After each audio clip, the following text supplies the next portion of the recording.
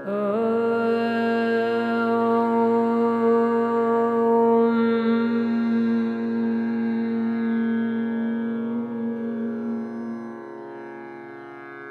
श्री कृष्णा मित्रों, हरि शरणम में आप सबका स्वागत है।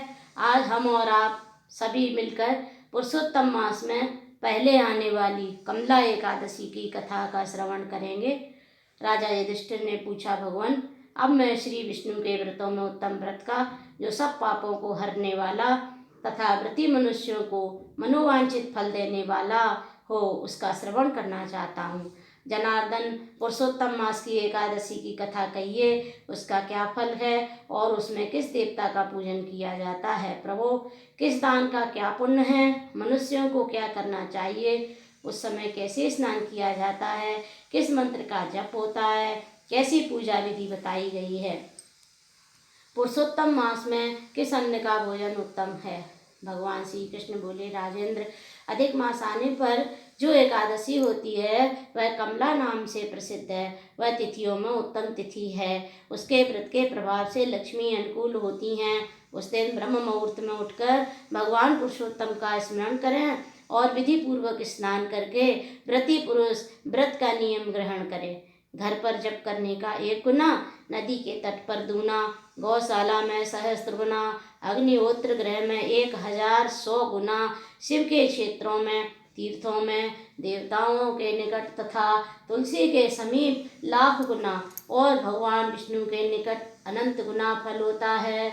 अवंतीपुरी में शिव शर्मा नामक एक श्रेष्ठ ब्राह्मण रहते थे। उनके 5 पुत्र थे। इनमें जो सबसे छोटा था वह पापाचारी हो गया, इसलिए पिता तथा स्वजनों ने उसे त्याग दिया। अपने बुरे कर्मों के कारण निर्वासित होकर वह बहुत दूर वन में चला गया। देवयोग से एक दिन वह तीर्थराज प्रयाग में जा पहुंचा। भूख से दुर्बल शरीर और दीन मुख लिए उसने त्रिवेणी में स्नान किया। फिर क्षुधा से पीड़ित होकर वह मुनियों के आश्रम खोजने लगा। इतने में उसे वहाँ हरिमित्र मुनि का उत्तम आश्रम दिखाई दिया। पुरुषोत्तम मास में वहाँ बहुत से मनुष्य एकत्रित हुए थे। आश्रम पर पाप नाशक कथा कहने वाले ब्राह्मणों के मुख से उसने श्रद्धा पूर्वक कमला एकादशी की महिमा सुनी, जो परम पुण्यमयी तथा भोग और मोक्ष प्रदान करने वाली है। जय शर्मा ने विधि पूर्वक कमला एकादशी की कथा सुनकर उन सबके साथ मुनि के आश्रम पर ही व्रत किया। जब आधी रात हुई तो भगवती लक्ष्मी उसके पास आकर बोली, ब्राह्मण, इस समय कमला एकादशी के व्रत के प्रभाव से मैं तुम पर बहुत प्रसन्न हूँ और देवाधिदेव श्री हरि की आज्ञा पाकर वैकुंठ धाम से आई हूँ। मैं तुम्हें वर दूंगी। ब्राह्मण बोला, माता लक्ष्मी जी, यदि आप मुझ पर प्रसन्न हैं तो वह व्रत बताइए जिसकी कथा वार्ता में साधु ब्राह्मण सदा संलग्न रहते हैं। लक्ष्मी जी ने कहा, ब्राह्मण, एकादशी व्रत का महात्म श्रोताओं के सुनने योग्य सर्वोत्तम विषय है। यह पवित्र वस्तुओं में सबसे उत्तम है। इससे दोष स्वप्न का नाश तथा पुण्य की प्राप्ति होती है। अतः इसका यत्न पूर्वक श्रवण करना चाहिए। उत्तम पुरुष श्रद्धा से युक्त हो, 1 या आधे श्लोक का पाठ करने से भी सैकड़ों करोड़ों महापातकों से तत्काल मुक्त हो जाता है। जैसे मासों में पुरुषोत्तम मास, पक्षियों में गरुड़ तथा नदियों में गंगा श्रेष्ठ है, उसी प्रकार तिथियों में द्वादशी तिथि उत्तम है। समस्त देवता आज भी एकादशी व्रत के लोभ से ही भारतवर्ष में जन्म लेने की इच्छा रखते हैं। देवगण सदा ही रोग शोक से रहित भगवान नारायण का पूजन करते हैं।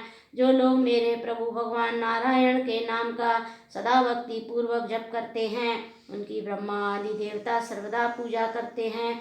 जो लोग श्री हरि के नाम जप में संलग्न हैं, उनकी लीला कथाओं के कीर्तन में तत्पर हैं तथा निरंतर श्री हरि की पूजा में ही प्रवृत्त रहते हैं, वे मनुष्य कलयुग में कृतार्थ हैं।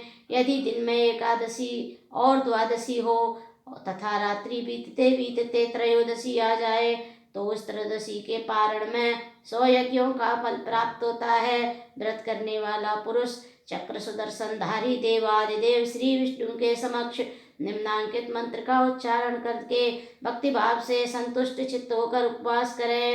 वह मंत्र इस प्रकार है, एकादश्यां निराहार स्थित्वाहम परेहने भोक्ष्यामि पुंडरीकाक्ष शरणं मे भवाच्युत। कमल नयन भगवान अच्युत, मैं एकादशी को निराहार रहकर दूसरे दिन भोजन करूंगा, आप मुझे शरण दें।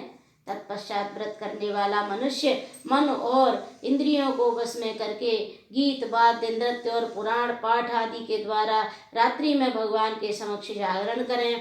फिर द्वादशी के दिन उठकर स्नान के पश्चात जितेंद्रिय भाव से विधि पूर्वक श्री विष्णु की पूजा करें।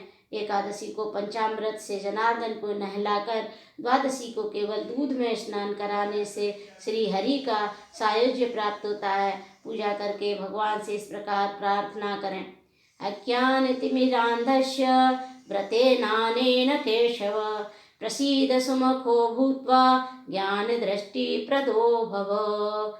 हे केशव, मैं अज्ञान रूपी रतौंधी से अंधा हो गया हूँ। आप इस व्रत से प्रसन्न हों और प्रसन्न होकर मुझे ज्ञान दृष्टि प्रदान करें। इस प्रकार देवताओं के स्वामी देवादिदेव भगवान गदाधर से निवेदन करके भक्ति पूर्वक ब्राह्मणों को भोजन कराएं तथा उन्हें दक्षिणा दें। उसके बाद भगवान नारायण के शरणागत होकर बलि वैश्व देव की विधि से पंच महायज्ञों का अनुष्ठान करके स्वयं भोजन करें, बंधु बांधवों को भोजन करावें। इस प्रकार जो शुद्ध भाव से पुण्यमय एकादशी का व्रत करता है वह पुनरावृत्ति से रहित विष्णु धाम को प्राप्त होता है, वैकुंठ धाम को प्राप्त होता है।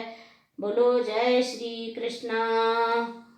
भगवान श्री कृष्ण कहते हैं, राजन, ऐसा कहकर लक्ष्मी देवी उस ब्राह्मण को वरदान दे अंतर्धान हो गई। फिर वह ब्राह्मण भी धनी होकर पिता के घर पर आ गया। इस प्रकार जो कमला का उत्तम व्रत करता है तथा एकादशी के दिन इसका मातम सुनता है वह सब पापों से मुक्त हो जाता है।